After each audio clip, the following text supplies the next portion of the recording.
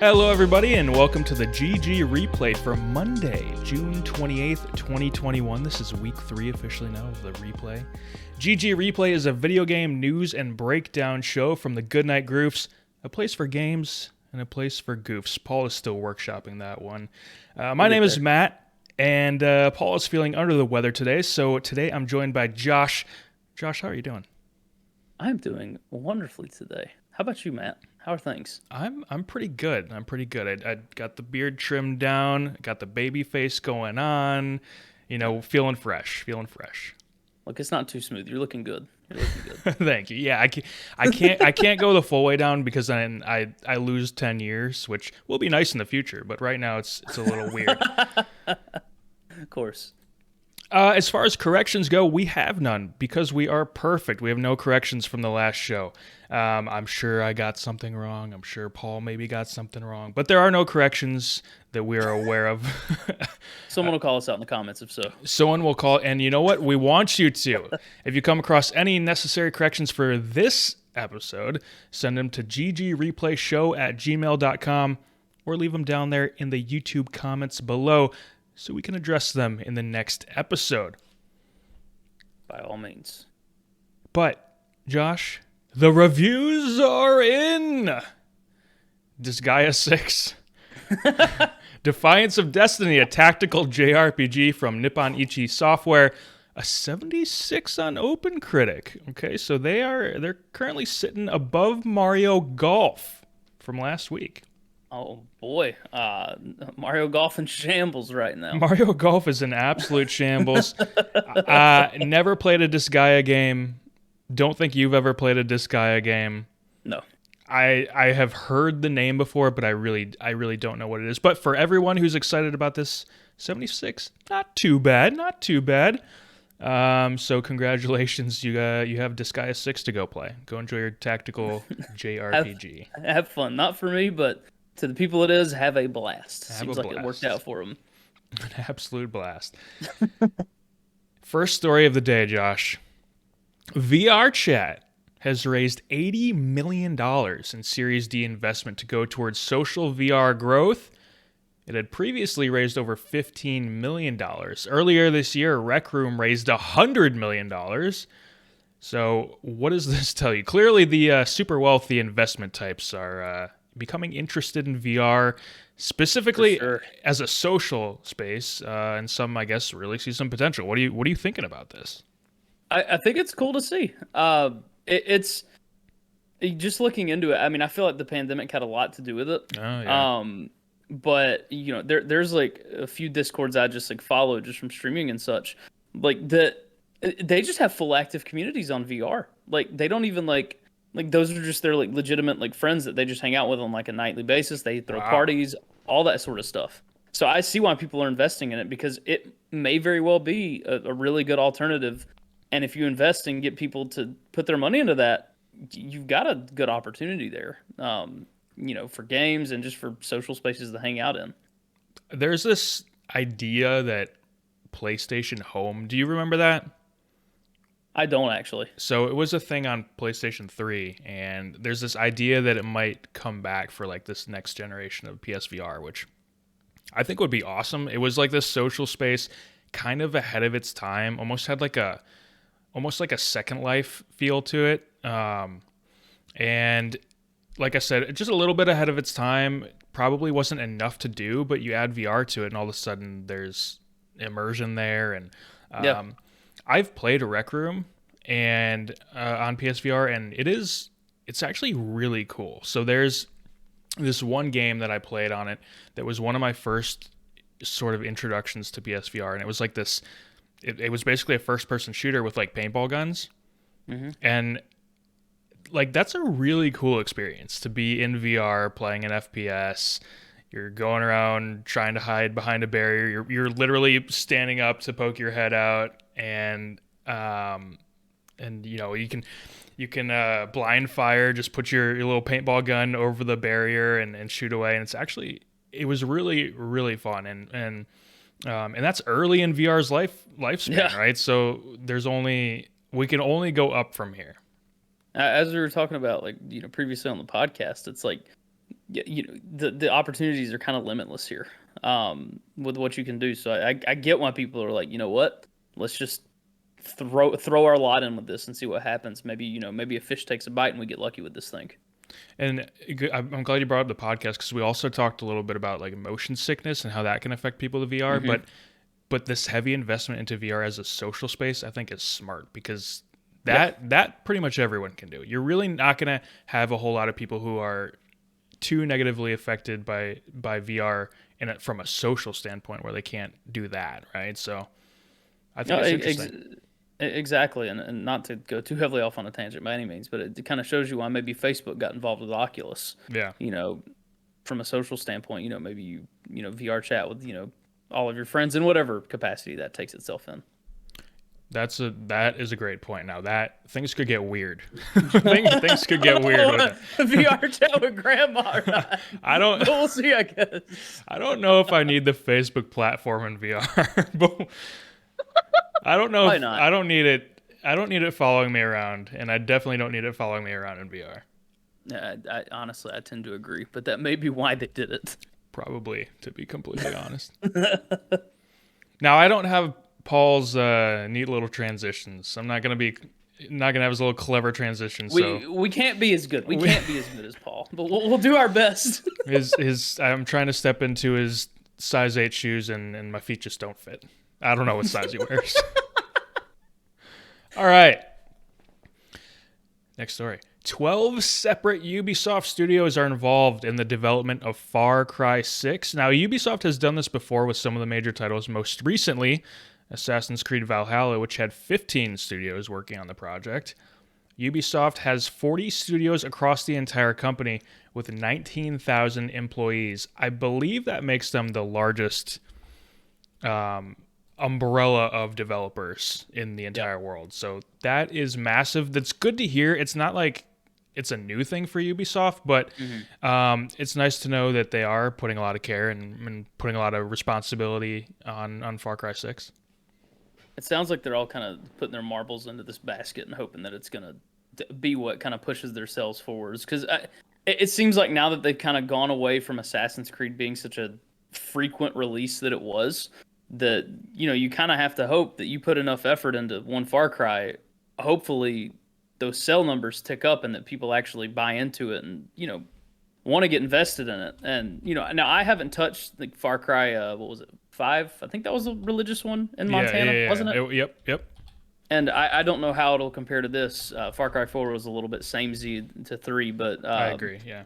I'm interested to see where it goes. But it seems like Ubisoft believes in the Far Cry name, and thinks they can do something with it. So if they're putting all these eggs in one basket, or all these developers in one game, as it were, I'm interested to see what they can do with it. I mean, let's be honest. Was it what's the guy's name? I can't remember the voice actor. Giancarlo Esposito. He's going to bring people to it alone. Awesome. He's already got my attention. He's so awesome. Now, on the Summer Games Fest show, he was more eccentric than I thought he was going to be. Like, but yeah, he's a cool guy. One point that I saw people making that was really interesting is that, so Ubisoft is worldwide, right? They have studios all over the world. And by having these 12 separate studios working on this game, they have it set up so development is happening on Far Cry 6 literally 24 hours a day. So, so like it doesn't ever stop. That's nuts, honestly. And I wonder how much of that's like DLC, or how big of a world are we about to step into? How many towers am I about to climb in this Far Cry How many game? fortresses and camps am I going to have to take over? Yeah, I don't know. I've said before, but I really do enjoy the Far Cry games. Mostly the mainline ones. The spin-offs are really hit and miss. But all the numbered mainline Far Cry games I've really enjoyed. And what I'm seeing from Far Cry 6 is it's looking like it's going to be something that I really jive with. So we'll have to see. Yeah, I haven't played one since 4, and it's got my attention pretty well. Next story. Team Fortress 2 continues to break its own concurrent player record 14 years after release. It won't die, bro.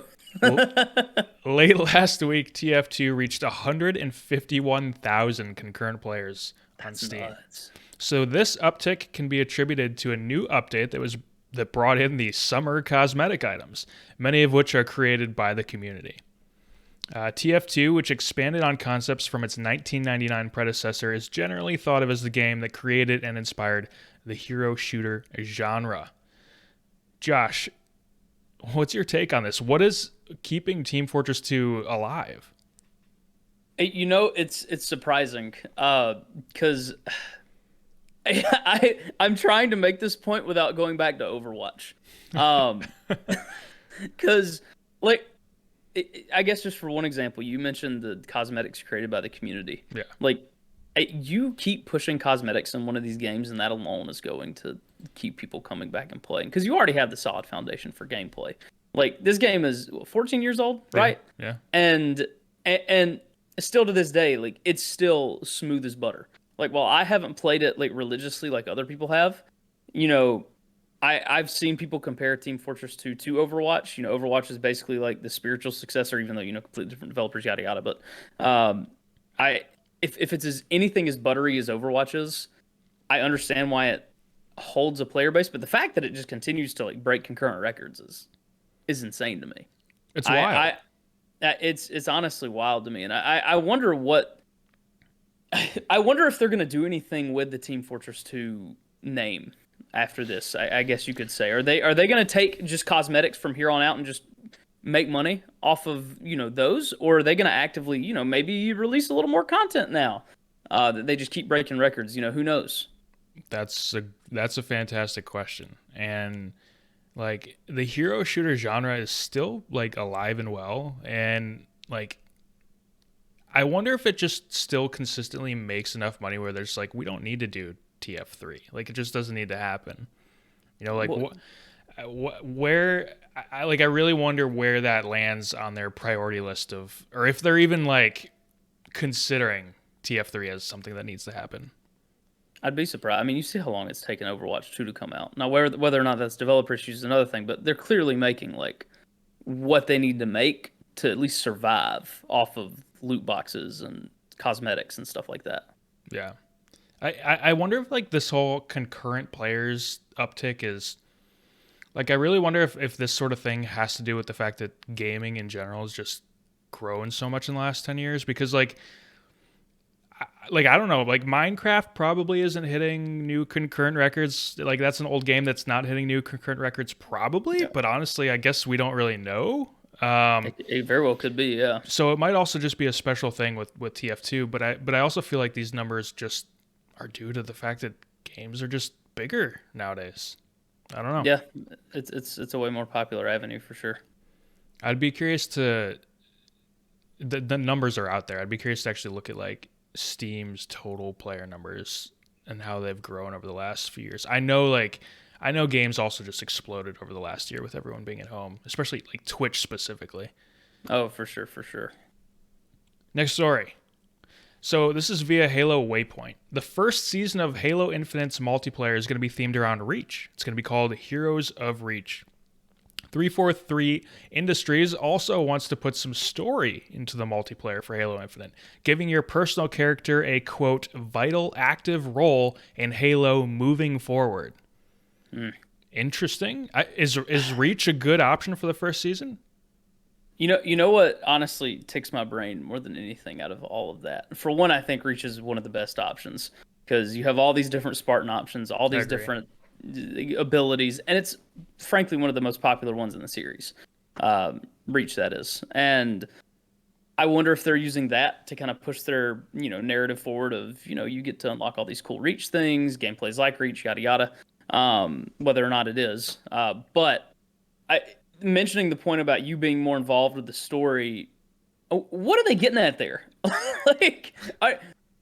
they talking? The first thought that came to mind was, are they talking Destiny? Ooh, wow. Levels of involvement? I kind of wonder if that's something are we going to move towards, because maybe this is the last Halo story, that we see. moving forward. And instead, they're like, chief story is done, maybe after this one or the next one, and now your multiplayer character that you've played with all these years, or the year or two, however long Infinite goes, is now the focal point of your story, and you have all these other characters in the background, kind of like Destiny. I wonder if that's a route they may go with it. I don't know, but who knows? That's interesting. That's a really interesting thought. I think there's sort of like this new movement of developers being like, we want to tell good stories, but we also want to have a multiplayer game, so we're going to try to find a way to tell a story through multiplayer.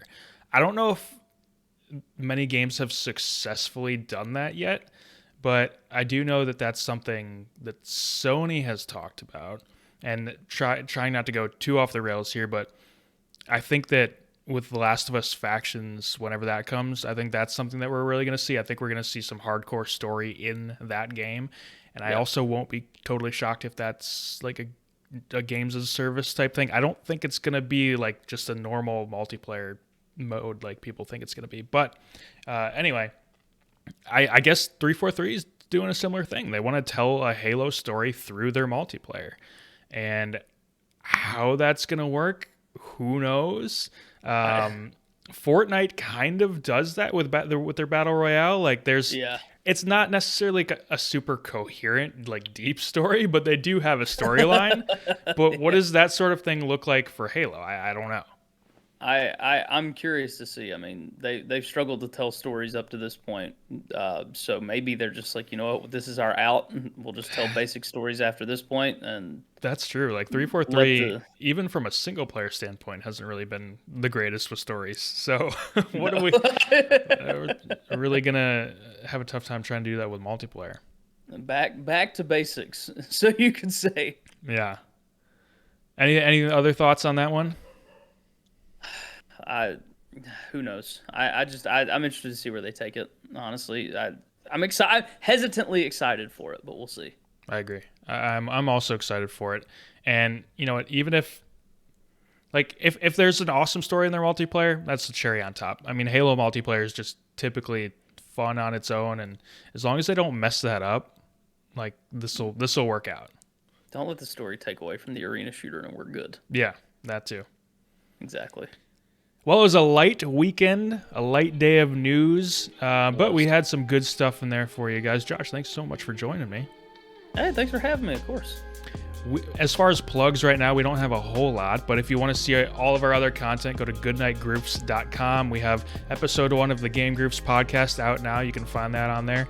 And then the blog is there as well. This show also exists in an audio-only format on various podcast providers. If it's not on yours yet, let us know. If you like what you hear, consider dropping a 5-star review on Apple Podcasts. That would be greatly appreciated. Really, any and all support is greatly appreciated, and it's going to go a long way in improving Goodnight Groofs. So thank you guys so much. We have some other stuff to plug in the next episode, some stuff in the works. We officially launch in a few days here. Excited about that. So if you're listening right now and you've just kind of naturally found us, and well, we're officially launching on July 1st, so thank you for being one of the founders here with us. A lot more to come. Josh, thank you so much, and we'll see you guys on Wednesday. Adios. Y'all have a good one. Peace.